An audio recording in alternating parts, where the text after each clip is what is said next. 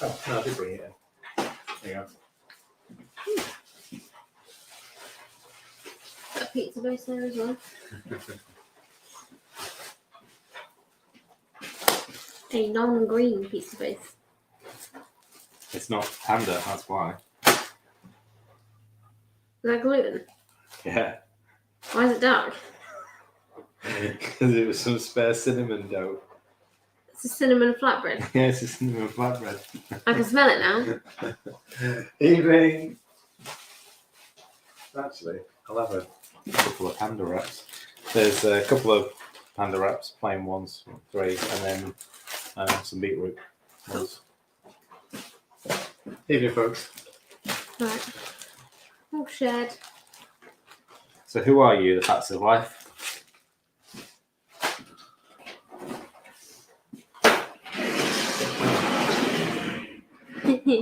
The profile picture is bacon.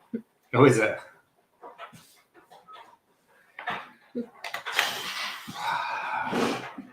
Right then. Chat amongst yourselves. I'm having dinner. I'm assuming. Oh, hi, Mike. Hi, I'm Mike. assuming it's been a long day. Yeah, it's sort of been a long day. It's been a long week. It's been a busy week. Yeah. So, I'm tidying up the freezer.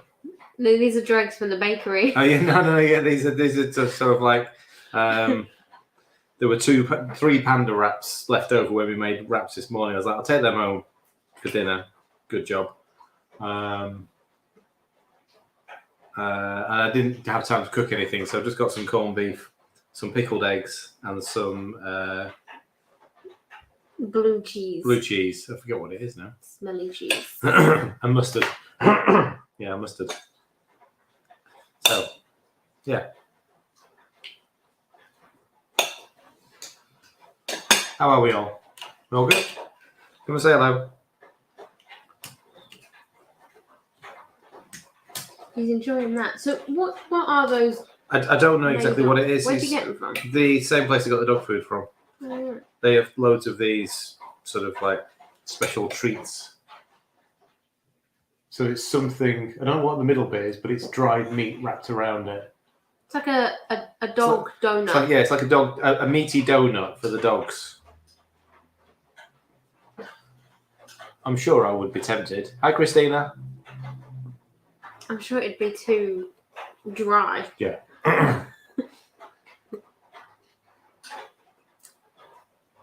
Not at the moment, Janice. No, we haven't got around to actually trying out a recipe to sort of replicate it.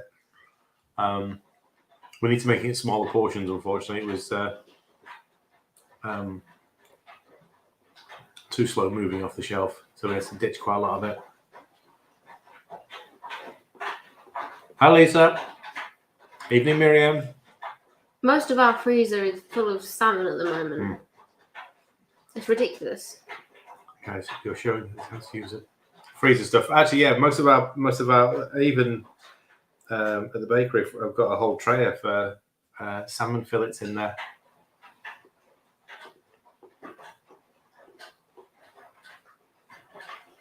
It's mostly packs of meat, though, isn't it? In there, mince meat. Just. Can you hear background noise? Because that's the washing machine. Because they're both quite occupied with their Treats. They're meaty donuts. Coco looks like she's almost falling asleep. There's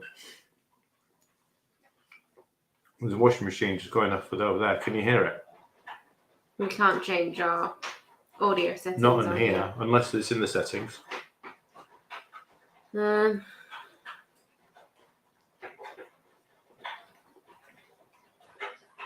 No, it'll probably automatically have echo cancellation on. Right. Is your mouse on? Should be. Can we have spicy stuff for fish? Yes. The Indian spiced. What was the one we did last week? It might not be connected. Last time I used it was PT. The Indian spice dish. What was the? Yeah, you've already got echo cancellation. Yeah. Okay. Let us know if the audio is Miriam said it isn't a problem. She Right, can give okay, us something. that's fine.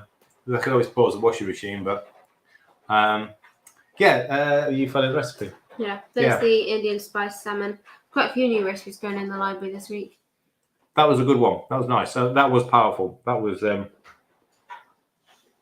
plenty of bang to it.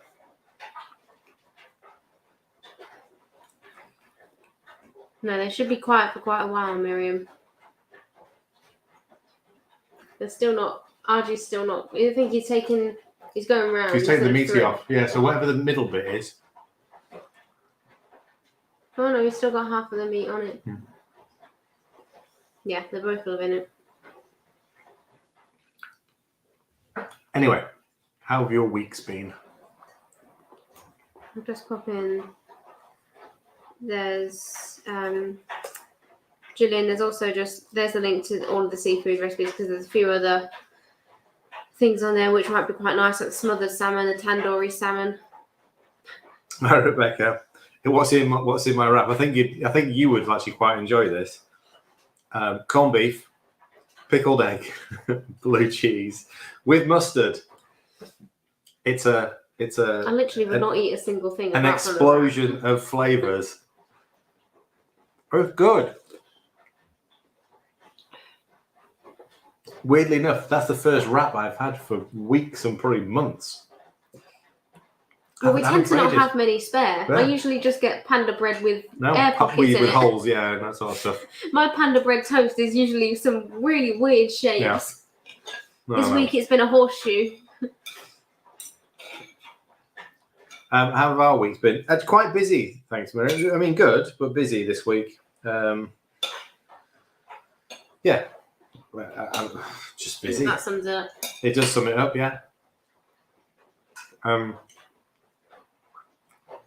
grateful now that the frost has gone and we don't have to sort of keep defrosting the van first thing in the morning. And the Wollaston unit is so cold. No heating, no insulation. So when it's -5 outside, it's -5 inside. However, we've got through it now. We're pretty much done with January. Yeah. We're right at the end, aren't we now? I know, yeah. It's a 31-day month. I'm like, of course it is. I've been working on 30 days. Hi, Kat. Have you got Louis' birthday present sorted? I've no idea what we're getting him. I've got mine. Where you going? No, I don't know. It's something for his motorbike that he ordered for himself using my card. But he can't have it until his birthday. Hang on. Recently said something about a biscuit or something with Marmite, or am I dreaming that? There's something with Marmite tonight, but I don't know about a biscuit. Jan, I need more context. When? Where was I when I said that, and what was I making? The only thing that's coming to mind is Kerry's cookies, the recipe in the library, but that's not been it's a more recent recipe, but it's not like in the past couple of weeks. But that doesn't have Marmite in it. It's just because it's Kerry and Kerry likes Marmite. It's a full-on flavour wrap, Kat. Criminal wrap. So should we just sort of like, should we create a recipe for it? Corned beef, pickled eggs, blue cheese, mustard in a wrap. I thank you.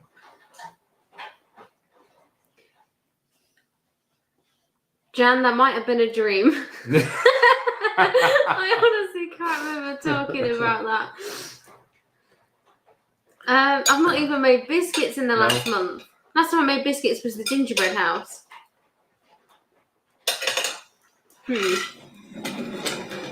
Okay, that's good enough. That was enough. I still need to get around to doing that, Rebecca. We've got the cutter. We just not had a chance to try anything. Well, here's something for you, Jan. If you like Marmite, however, obviously it comes with a. Let me put it all away. Oh yeah, they're like.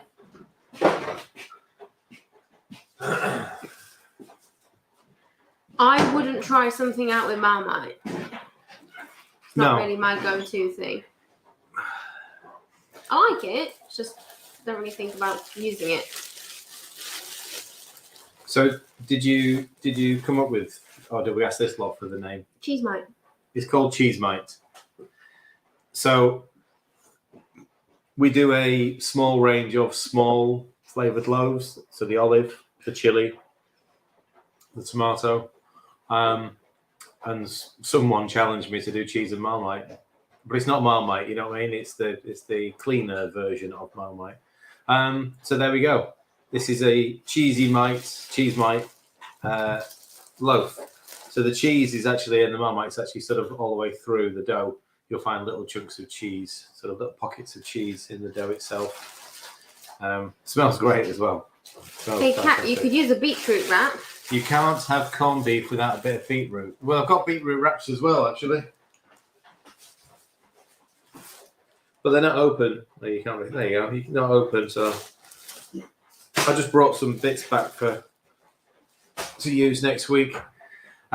Yeah, so cheese mite bread, gluten based. So obviously, if you're sensitive or intolerant, then avoid. I'm trying to empty my freezer to buy some bread and pies, etc. And that'll find room in the chest freezer. Don't worry.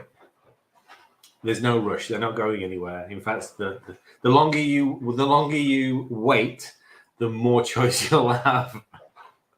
There'll always be something else coming along. Marmite bread, yes. Marmite bread. I actually put the bread in the water as well. So the bread in the water, the Marmite in the water as well. So it's fully the full bread. It tastes like Marmite.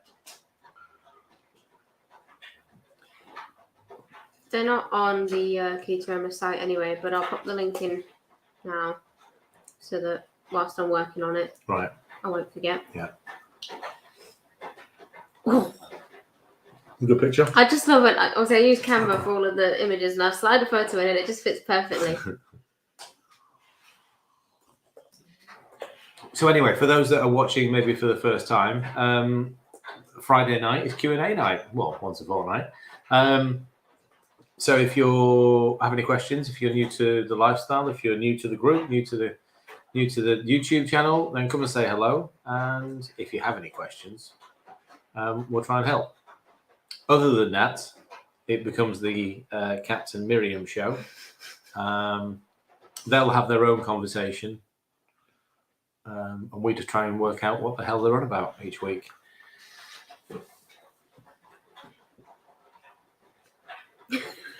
Why are you easily pleased? When I transfer a photo into camera, right. It just looks right straight away. Hey, I'm Dan. All right, mate.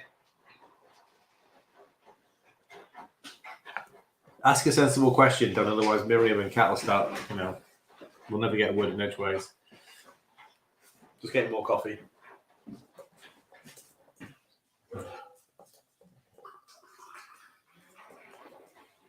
Hi, Helen. Evening, Helen. It is nice to just sit down and have a chat. How's your week been? I haven't seen Ella really much this week. My week's been pretty sort of like hermit mode, just like at the laptop. Yeah. Working on stuff this week. How's your drawing going? Good. Yeah. Right. Conversation. I'm just ignoring that. I'll highlight it for Kat. There you go. Question from Helen. Oh, brilliant. Importance of salt in water and electrolytes. Well, when we move to a low carb keto lifestyle, so predominantly we're not using processed foods. Food doesn't contain salt naturally, and it is one of the essential minerals that we need. So we end up actually consuming much less salt than we would have previously, even though we're told when living in carby world to reduce our salt. That's because all processed food contains salt. Hi, Chronic Kazi. You're not late. Well, 15 minutes, don't worry. So when you sort of move to a more whole food lifestyle, which is what we sort of tend to do, and there's no salt in there, it's important to make sure that you're adding it in wherever possible. You'll never add enough salt into your food, should I say. You'll probably make it too salty. So actually adding in little bits into your water throughout the day can help maintain that balance. Salt is important to us for sort of all sorts of bodily functions. So it's just easier to add it to add it to water and to your electrolytes. I'm just trying to read that bottom question now. Yeah, add it to your drinks rather than just relying on food, because especially if you're not eating as much food either. If you only eat once or twice a day, then there's no way you'll get whatever it is, 1.5 teaspoons, 2 teaspoons of salt a day. Again, the amount of salt you need differs, but you'll know if you need more because you'll be feeling lethargic. That's one of the essential minerals for energy. You always think there's something wrong with me. No, mate, you're my savior to keep it sort of keep me part of the conversation. How many carbs are in the cheese Marmite bread, please? It'll be no different to the standard mega, of very, very minimal difference to the standard, because there's no carbs in cheese. Is there any carbs in that Marmite yeast extract? I don't think there is there? Not enough to make a difference. Not enough to make a difference. There's 10 grams going into each loaf. So it's essentially it's going to be around 1 gram of carbs per 100 grams, or 1.5? 1.68. Well, right, okay. Under 2 grams of carbs per 100 grams of cheesy mite bread. Okay, I'll ask a question. How was your gratin? I saw as Emma commented, very civilized video. It was very civilized. It was quite calm, wasn't it? I don't know. I didn't eat it. How was the gratin? It was nice. I think it could have done with some garlic in it. Right. Okay. So it needed garlic. That's fine. Just because I like a cheesy, like Yes. a lasagna style Yeah. sauce, but it was really nice. Yeah. And I think the intention was to put garlic in it, and I forgot. And then you forgot. Yes. There you go. And it's also not part of the recipe, so maybe you want to put a footnote if you want it garlicky, add garlic. Add garlic. Jam. Oh, sorry. Right. Okay. You posted carb values of meat. Do you know what? I need to go back and look at that, Jan, because I'm not sure myself. That's a spreadsheet that's been done for a couple of years. So there shouldn't be. I mean, I'm not sure what it says, but there shouldn't be, because we've just taken data from supermarkets.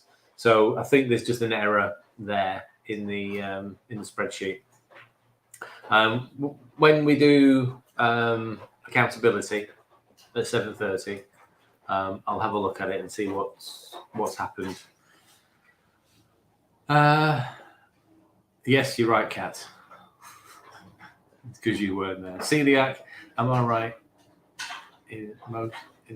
Most clean keto is safe to eat apart from bread.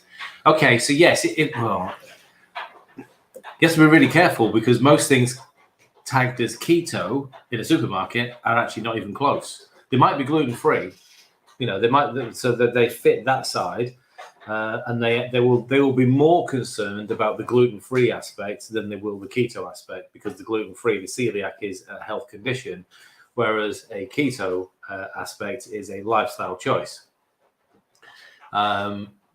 So I would be super careful. Don't just think that if it says keto that it's gluten-free, because it doesn't mean that at all. The supermarkets don't really give I won't say the word, but they don't really care what they put a label on it. If it's getting you to look at it. Obviously, with the celiac side of it, generally it's that free from aisle, isn't it? Now, the only place that I've seen that I've actually had a range of keto things in recently is Morrison's. Really weird. It's a local Morrison's. I'm not saying every Morrison's has got it. So I would, obviously, because you need to be careful of what you find. Your first point is it gluten free and is it safe for you to eat? And then it's looking at the ingredients. And even when it says keto, it might still, I mean, let's face it, the Slim Fast things say keto and they've got sugar in the first ingredient. So you just have to be a bit clever with your label reading. Once you know it's gluten free, then start reading the label. The only bread is the Panda for us. So it's not the only bread; it's the whole range now. So I don't know if you've tried it, Kazi, but wraps, bread, as in the loaf, the rolls, the pancakes.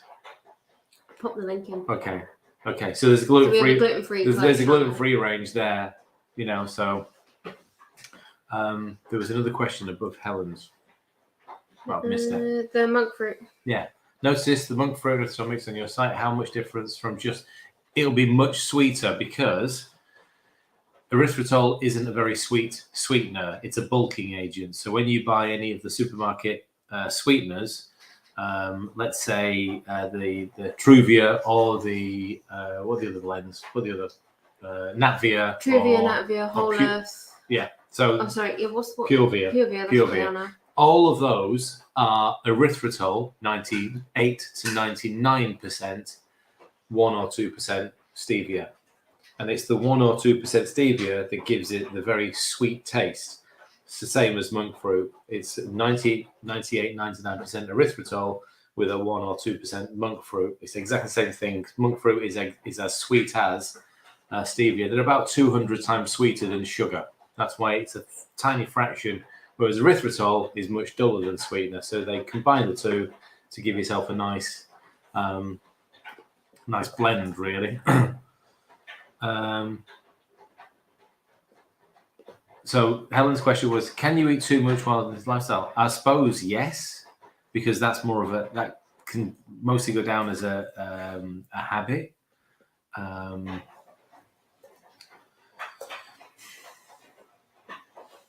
It's hard because obviously eat too much. Why do you think you're eating too much? And are you eating too much of the wrong thing? So you can definitely eat too much of the sweet stuff because that has a simple natural reaction for us to want to eat more. Can you eat too much belly pork, chicken thighs, ribeye steak? I think you'd struggle because your body just rejects it. You just get to the point where you think, I just can't eat anymore.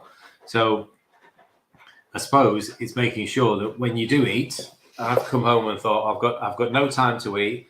I've got nothing prepared. What can I eat? So corned beef, eggs, and cheese. You know, and I'm full from that. I don't need anything else from that now. And it was enough.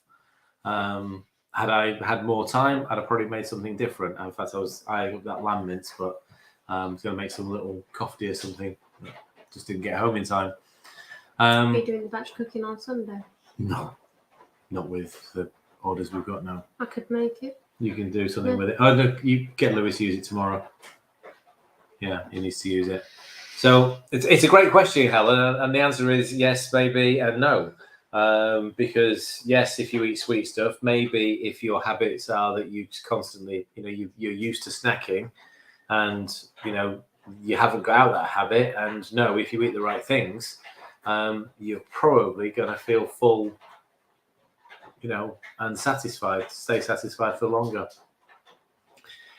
Is that Kazi's? Can I make bread with rice flour? 1 second.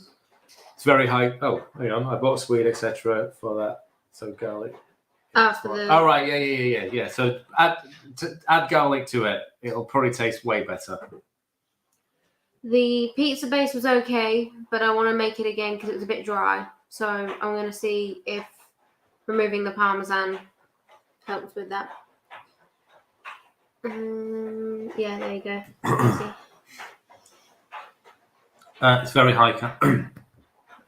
It's a very high carb product, rice flour. It's gluten free, yes, because there's no gluten in rice. But it's very high carb. It'll be higher I think it's actually higher than wheat flour. So I'd say no if you're trying to sort of like stay low carb. Alternatives.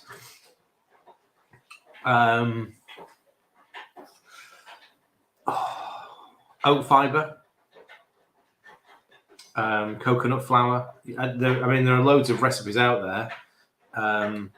One of the I wonder whether there are because certain oats are not gluten free, aren't they? Depending on the processing. I don't know. I thought all oats were gluten free. I'm sure there is something. I know oats themselves are gluten free, Yeah. but to do with the processing of some of them. Because I've seen some brands of oats saying we're gluten free, and then there's others that Right. don't. Okay. Well, that'll be the plant processing rather than the product. Cassie, I'm just popping a link into the bread recipes because everything except for Mega on that page is gluten free. Yeah, I suppose. Yeah, the thing is like the soda bread. Yeah, literally everything is like a linseed or a ground almond or a coconut flour, psyllium.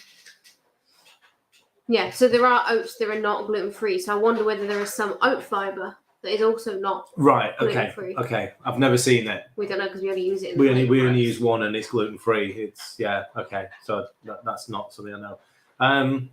The other thing. I mean, the other one is, but it is really difficult to use. Is bamboo fiber. It is honestly, it's tricky as hell to sort of get the values right. But actually, try some of those recipes in there are sort of they're the one we started with, and they still become staples. The soda bread was always one of my favourites. The soda bread's a nice one, and the parmesan rolls if you want like a side to like a stew or a chili or something. Yeah. On a keto scale, how do you rate a chili con carne? What's that? Con carne chili. It's just the beans, isn't it? I mean, I'd just say it depends on how you make it. It does depend on how you make it. Yeah, I mean, obviously they would use, and obviously it's South American, so lots of beans. So finding a replacement for the beans, we would just do. I mean, mushrooms would be a straight swap, or you could do. We would just miss them out completely because they don't eat mushrooms.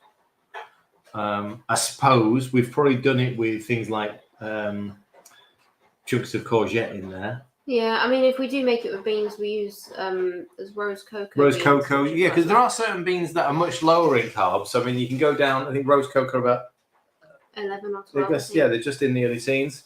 But then you'd classify this as low carb. But to be honest, it depends on what your targets are.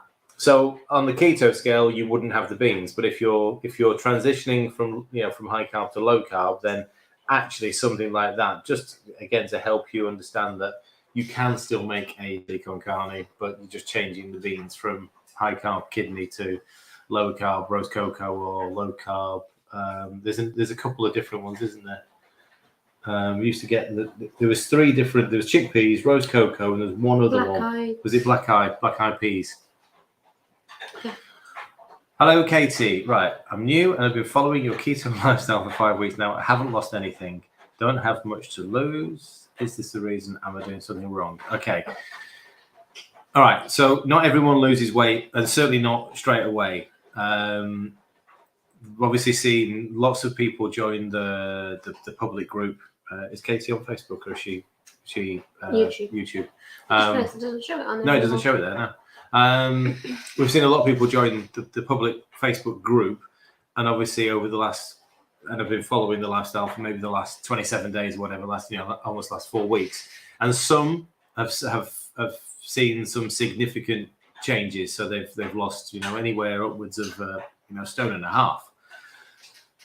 But that's few. There'll be a lot more that may have only lost 1 or 2 pounds in those first few weeks, and it can take some time, and you just need to give it some time. The better thing to think about, rather than just the weight, is the other aspects of this.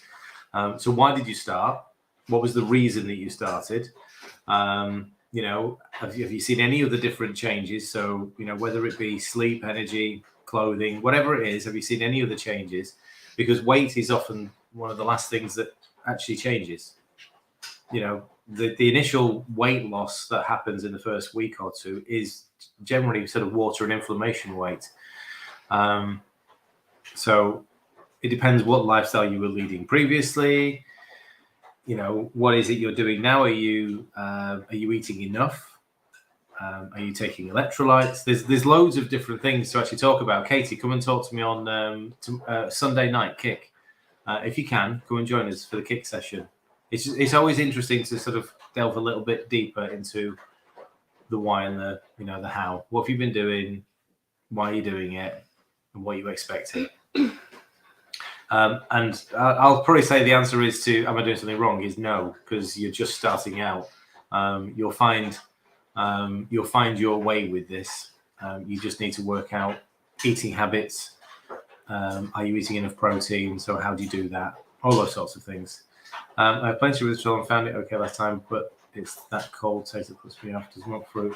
Yeah, because you don't use as much erythritol. When you purely use erythritol, you need quite a lot to create the sweetness, and that's what creates that cold taste. Whereas, so we've seen recipes where they've sort of said use 200 grams of erythritol, and we've replaced it with 30 grams of the monk fruit stevia erythritol blend. So you're using much less of the product, of the sweetener, but the sweetness is stronger. So it is erythritol that has that sort of that cold taste, and a lot of them would, a lot of times when we've tried various products, you go, "Whoa, that's sort of like super strong on the erythritol." If you feel full eating protein, do you need to add lots of fat for keto to work? No, because you are the fourth macro. You're the fuel source. You'll always, if you're eating real protein, and providing you're not just going for lean all the time, you're not just going for chicken breast, you're not just going for white fish. If you're eating a broad range of protein, have a look at the macros. Every bit of protein contains fat. So if you can have a range of things like chicken legs, the chicken thighs, belly pork, pork mince, 5% beef, 10% beef, 20% beef, whatever it is that you choose, each one of them has got a fat content to them anyway. So you don't need to keep adding lots of fat to work if you are satisfied with what you've eaten and focus on the protein. Generally, if you're eating 80 to 100 grams of protein, you're going to get about the same in fat, unless you're choosing very lean proteins. And even then, you'd probably be adding fat in the way that you cook. Yeah, you'll be adding some fat. On the side. Yeah, so you're always adding some. You don't need to drown it. And for anyone that's looking at a tracking app and it tells you you've still got 500 calories of fat to consume and you're not hungry, don't consume it. You don't need to. That's the tracking app is just breaking down the 3 macros that you've asked it to give you a certain number. You don't need to hit a fat macro. So just focus on the protein, eat a range, make sure you're getting everything, and it is important to eat all the way across: red meat, white meat, fish, oily fish, all the way through as wide as possible. Each different proteins carries different nutrition, so don't just rely on one source. Can you have fizzy drink squash whilst following this lifestyle? It is, I suppose, at the beginning, for some people, it'll be essential not to give those things up, because if you go from eating a high carb, high sugar lifestyle and consuming fizzy drinks and suddenly try to remove them all, you're going to have an almighty crash. You will get huge withdrawal symptoms, and you will feel like, garbage. You feel horrible. The damage that those things do is minimal compared to the high carb, high starches. So you may choose, and obviously as taste buds change, you may choose to stop drinking them. Again, it depends as to why you're doing this. What's your purpose? There's probably not enough research on the sweeteners because they haven't been around long enough to understand what damage they're doing. But they're certainly not healthy. They're not doing you any good. I think the way I view what I eat and drink nowadays is it doing me any good? And if it's not, then why am I eating it or why am I drinking it? purposes. That's why I gave up alcohol, and I gave up sugar, and I gave up, whatever other vices I had a few years ago. So I would say at the beginning, they're not the evil to sort of try and get rid of. It's changing the eating habits first, and then maybe to focus on those other things at a later point. Oh, wow. Okay, I have a bottle of liquid stevia. Now, these are quite tricky to use. We've used some of the liquid monk fruit, haven't we? We had the stevia. We've had a couple of different sample. Actually, they're all gone now. But if I was to use them, I would, and you had pure erythritol, not a erythritol and stevia blend like we'd normally do. Let's say it's our brownie recipe. It says 30 grams of stevia and erythritol blend. I'd use 30 grams of erythritol and then a couple of drops of stevia, and then taste the mix. And then you've got the bulk of the sweetener and then the actual sweetness from the liquid. But you do have to be careful. It's best used in a batch of something rather than you don't want to be adding it to a drink where it's or a lava cake where it can very easily get a bit too sweet. They're very tricky to use. Again, this is why the granulated things are much easier to use, certainly in baking or in one portion things, because you can just use 5 grams or 10 grams or whatever, whereas those drops, one drop is probably the equivalent of a tablespoon of sweetener. It's just very tricky. And I always found that the liquid stevia has got that very funny taste. It's not sweet. Liquid monk fruit's not nice, and it depends on the brand. One of the ones that I was using most recently was with water, right? So it was easier to use. Okay. Whereas sometimes it is a very high concentrate of stevia. Yeah. And obviously they are very expensive as well. Yeah. Maisie, I've put in a link to the cauliflower cheese recipe we have. Hopefully that can help. Cheese sauce is dead easy to make. You can use any cream dairy. So, you use a ricotta. I did this on last night, ricotta. I did some cheese. I did some mustard powder. You got a cheese sauce. You can do it with double cream. Same thing. You can do it with cream cheese. Essentially, any dairy you can melt down over a low heat, add cheese, and it's the quickest, simplest cheese sauce you'll ever make. There's no combining flour and butter, adding milk and creating a roux. Just not needed. Friday night, have a glass of red wine. Is that okay? It's entirely up to you, Natalie.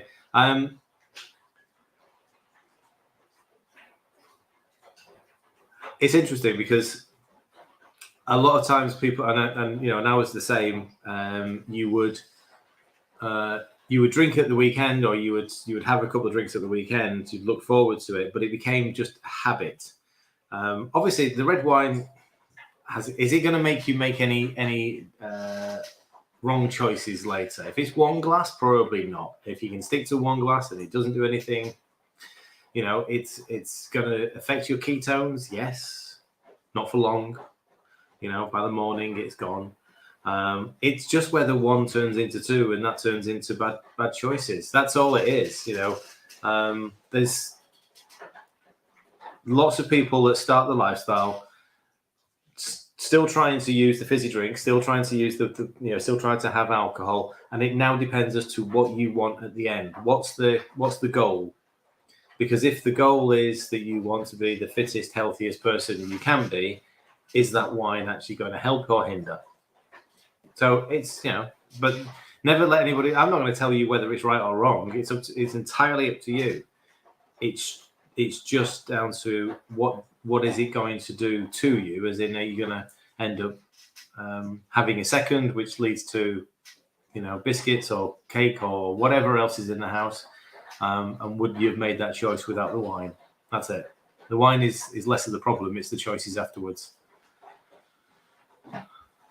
What is it you're drinking? I've not drank a glass of red wine for 5 years, and a bit more.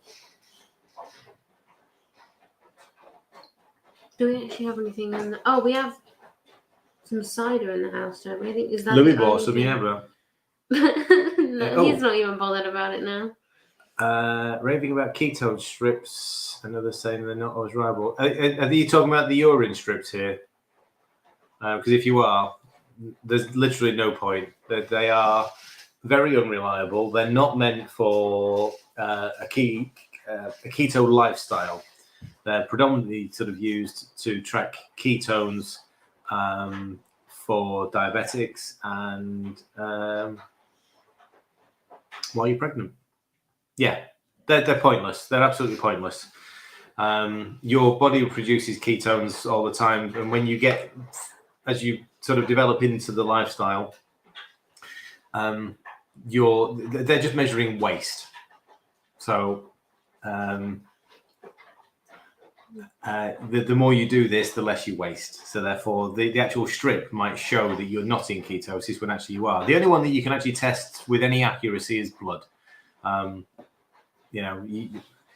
They're very easy to do. I mean, I've got a couple of testers. I just don't know where it is. I haven't done it for such a long time. But you just draw a small amount of blood and use a ketone strip. It is it's not cheap to do. That's the problem with it. Where are you filming that? What are you doing? You enjoying that? She's got her. Well, it's no longer a donut. What is it now? Did you want to go outside? You don't trust Archie with it? Archie's still got whatever he's got over there. It doesn't really look like a donut anymore. No. What's the ratio you should have of protein, fat, and carbs on keto? Depends where you are. As in, are you just starting out? Because the protein, the range will change. Initially, sort of when starting out, I often say, work your way down to about 10% carbs, work your way up to about 20% protein. The rest is fat, so 70. As you develop, you might find that you can push your protein higher, you can bring your carbs lower. It depends as to where you feel comfortable. Some people, because not everyone's doing exactly the same macros, we have to remember that the guideline or the principle is that we're avoiding the starches, we're avoiding the sugars, we're avoiding the processed foods. How we choose to create our macros is very much depending on lifestyle. So some people will eat a 4-to-1 ratio, so 4 times as much fat as there is protein, on pretty zero carb. That's a high fat carnivore. That was the original epileptic. Yeah, that's the epileptic. So you're looking at 80-20 0 essentially. A lot of people don't like living that high on the fat scale, so they'll bring that down, maybe 70 or 65%.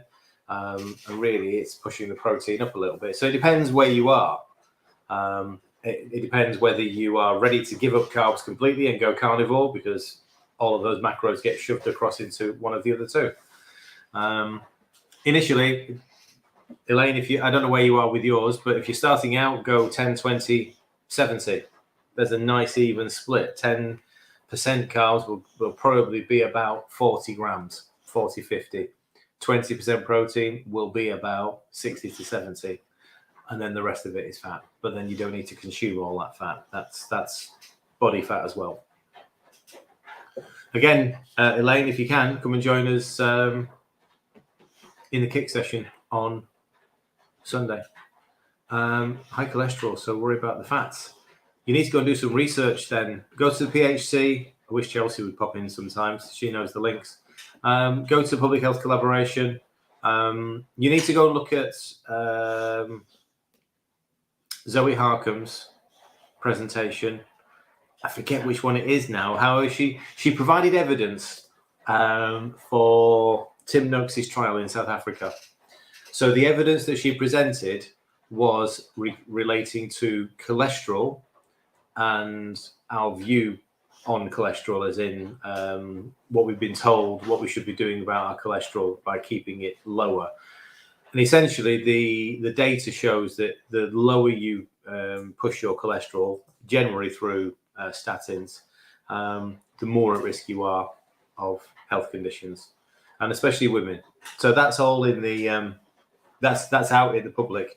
Go look for public health collaboration. Go and search for both Zoe Harcombe and Asim Malhotra, who's the chairman now of PHC, British cardiologist, trying to help people understand that having high cholesterol isn't actually a bad thing. It's not. Cholesterol is a single marker. It's not relevant unless there are other aspects. Right, she's gone outside with hers, so you can leave her alone. All right.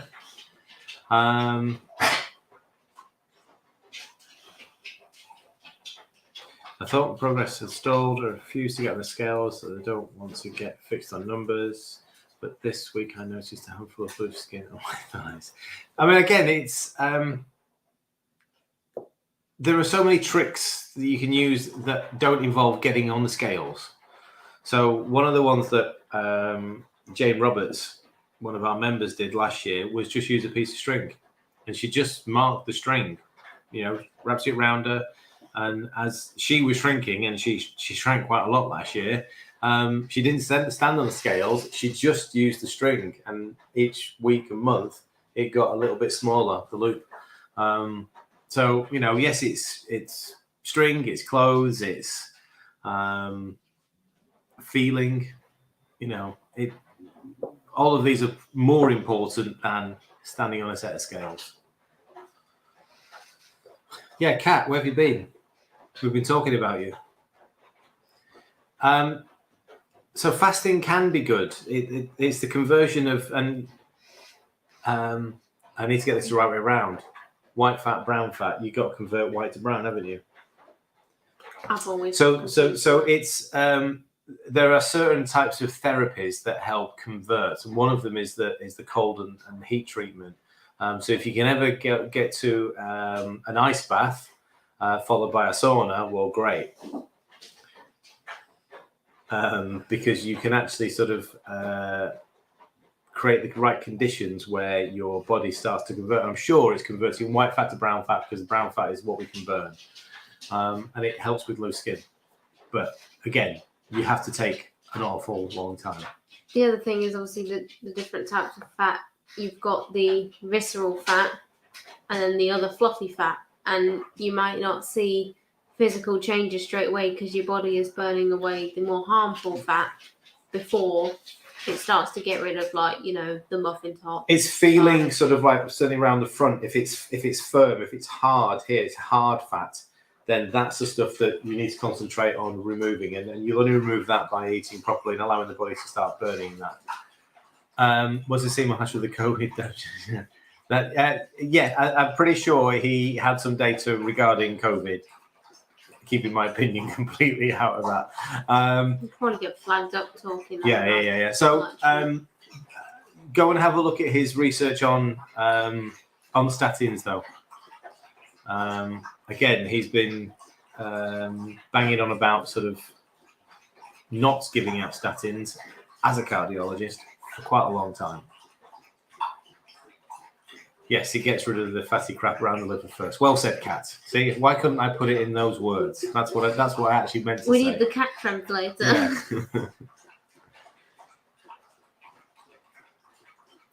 Yes, that's been popular in the members group. Or versions of it. Yeah. So you can do one day keto or carne, and then a day fasting, or alternate it. So one day carne, so no carbs. Another day you do your 20 or 30 grams of 20 or 30 grams of carbs. So again, this is the thing. You don't just need to stick to a single pattern. You can mix this around. Some days you'll fast naturally. You won't even think about food, or you just won't be hungry. So therefore, rather than planning it. She's outside. She's taken her treat outside. Algie's currently drinking, if you are wondering, Miriam. I guess you enjoyed that, yeah? He's a happy boy. He's a happy boy now. He's had his donuts, his meaty donut. £4.50 that cost. almost as expensive as what those donuts called that you see, the Krispy Kreme. Krispy Kremes. Almost as expensive as one of those. However, It also stinks. however, this one was dried meat. Yep, and his breath stinks now. I can smell it from here. Right, we got 5 minutes left. Come on. Oh, hello, Sarah. I'm new to this. Glad you found your channel. I missed the answer about cholesterol. My doctor told me I need to reduce my cholesterol and BMI. Okay. So again, you need to go and do some research. Certainly not giving any medical advice out here. And here's the issue. BMI means nothing. Cholesterol means nothing, unless it's attached to other health issues. BMI was introduced by insurance companies in the 1900s. Has no relation to health, but they still use it as a marker. So rather than worry about, because the BMI will, what does it say about you on your BMI? I'm overweight. You're overweight, and I'm overweight. Okay, Yeah. So the BMI says that we're both overweight. I think I've been overweight since about 7 years old. Right. Okay. So I'm 106. And it's because I'm 168 pounds and I'm 5'6". I'm overweight by 14 pounds, and that would be the top end of my BMI. I could be 2.5 stone lighter and I'd still be classed as a healthy weight before I got into the underweight category. So bear with me a second. I'm just going to let Coco in. Sarah, I've just found I posted a link a couple of minutes ago in the chat. That goes to the PHC YouTube channel, which is where all the doctors live, and that's the medical side. Or if you go on YouTube or Google, just search PHC and they'll come up there. You have to understand that doctors, again, the training for most doctors has been sort of, the same for the last 30, 40, 50 years, when it was believed that cholesterol caused heart disease and BMI was linked to health. Well, there's an awful lot changed. Yes, I am. Yes, apparently I'm obese. The fact that, because it doesn't reflect, my muscle mass is higher, but muscle is weight. So therefore, I weigh more than the person that didn't have that muscle mass. So that puts me in a obese or overweight category. It's nonsense.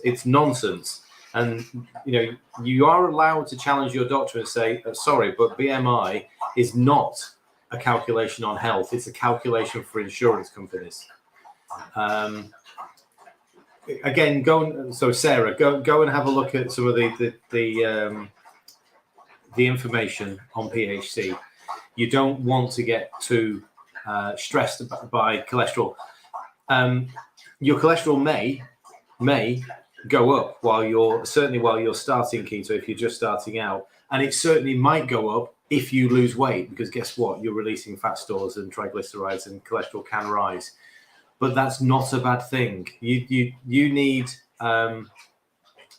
if you were ever going to do a test, if you're ever going to do a blood test, you need a full palette, and you need things like HDL, LDL, VLDL, triglycerides, not just a cholesterol score, not just that score, because it means nothing. So it's too big thank you, Kazi. It's too big a subject. I don't talk about this much because it's not something that I'm qualified in.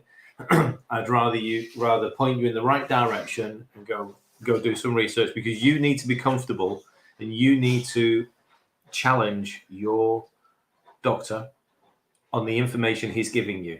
Okay? I'm classed as severely obese, but my lowest weight as a teen is and forget all about that. Forget all about that. What you're trying to do is create a longer, healthier future for yourself.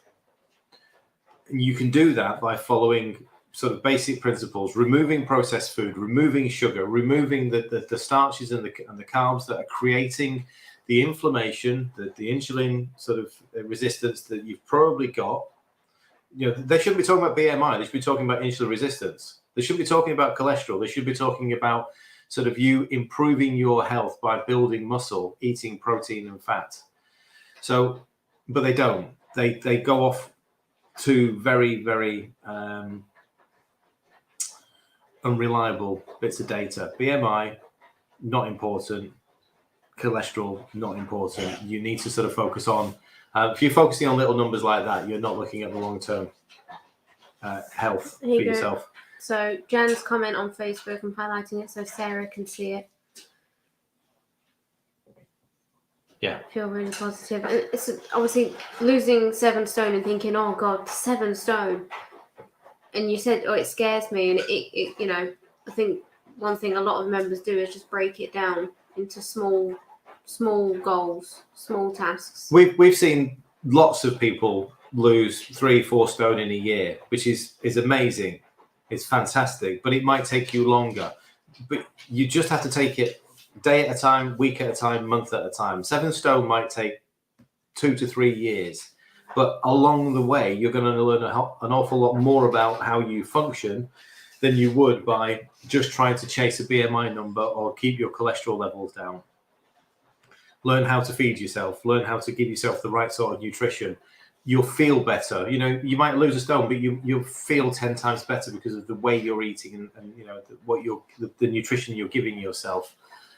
We got to go, folks, because it's 7:30. So is there anything you want to... So just one random one quickly. Corned beef. Was this tinned from the deli or something? Right, no, it was one of the packets of sliced. Yeah, it was just on offer in Tesco's, and I got Louis some ham, and I got me some. I'd normally buy the tin. Okay. Thank you, Natalie, for that serious question at the end. Look, we always like to come into Q&As and give you know, as much information as we can. We've run out of time again tonight. Make your own. I always forget your name, Totally Jaded. I ask you every time, and I always forget it. I'll write your name down somewhere. In case you haven't noticed, we don't have a very good memory. Make your own. I mean, there are certain electrolytes you can buy. They've probably all got sucralose in. Jane, thank you, Jane.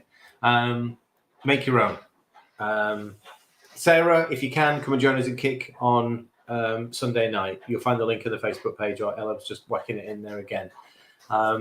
It's great that we can actually be able to have this proper conversation because, again, we're out of time. And the members are now queuing up in the other room going, where is he? He's late again. Karen, where's my countdown? Right. Thank you very much. We'll see you in a couple of weeks, or obviously for Q&A. We'll see you next week for other stuff.